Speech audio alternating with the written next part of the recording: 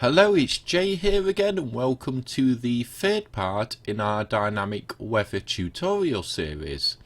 Now, as you can see, this is where we left off. In our last lesson, we'd created a finite state machine for the weather, but we're actually going to create another switch block which is actually going to switch to the cases within this one, and this one's can go inside a void, and it's going to go inside pick weather. But first things first, we need to come to the top here, and we can make this one private. It's going to be of type int, and we'll just call this switch weather with the little underscore in front, and we'll close the line off. And we'll put it into comments, so we'll say defines naming convention of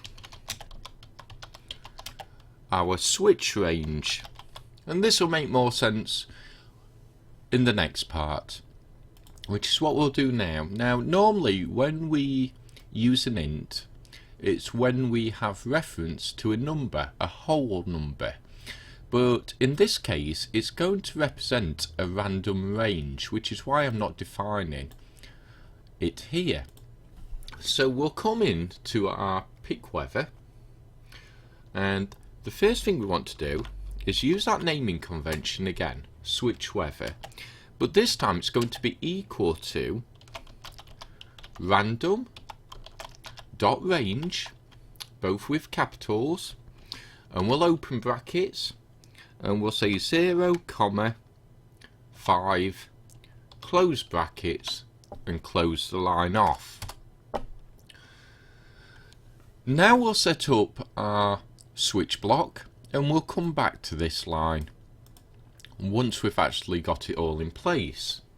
So it's going to be very similar to the last one we did. So first thing we'll do is we'll switch, and now what we want to switch is the underscore switch weather. We'll close brackets, we'll open, and we'll close again, and we'll come in here. Now this time we're going to say case 0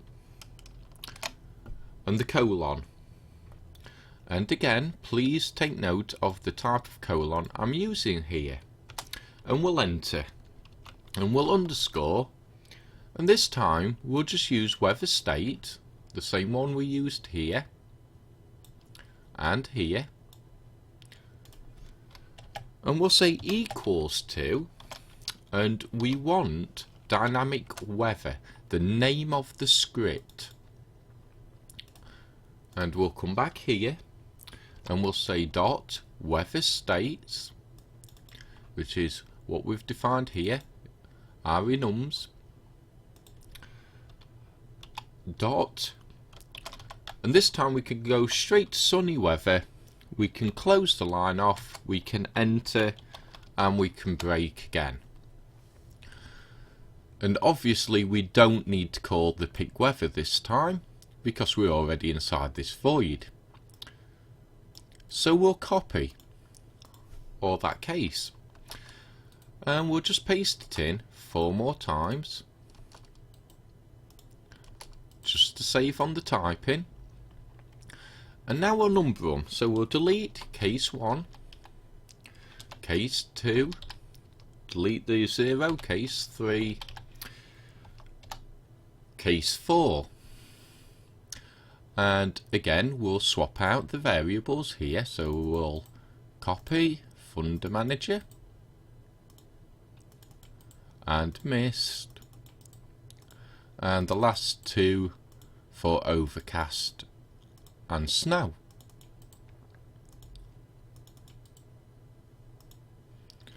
And we can actually just save this script here, and we'll go back through it.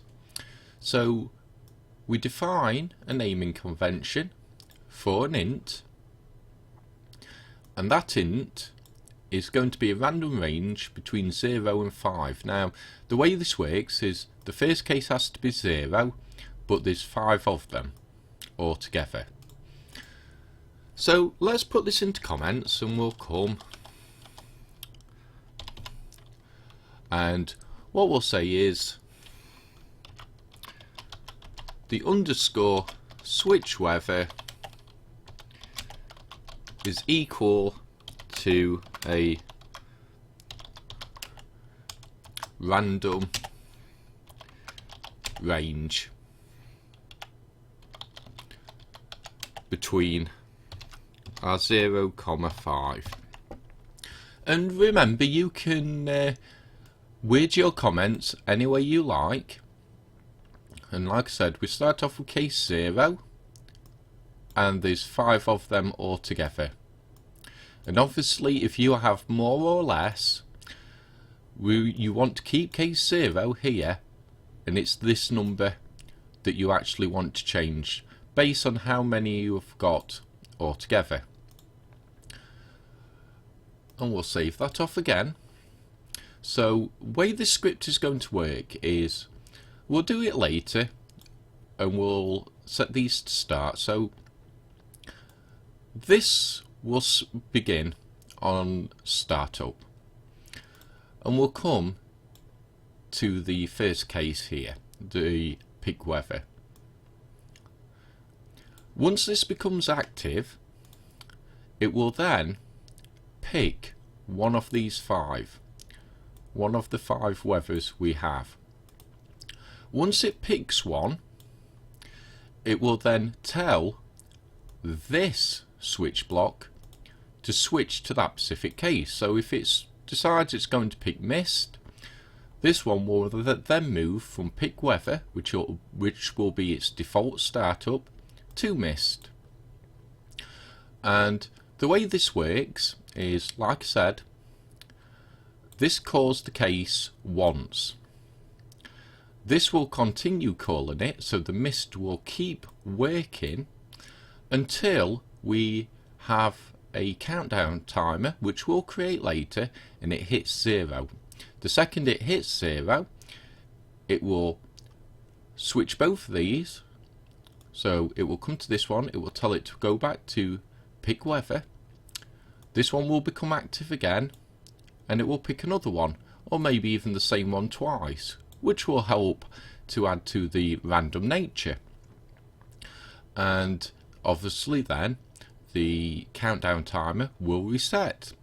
So I hope this makes sense to you all. If you have any questions, obviously please leave them in the comment section below, and I will be more than happy to answer for you. And of course, there's always documentation on the Unity website. So anyway, I hope you enjoyed this lesson, and until next time, have a great day, and I will see you next time. Bye for now.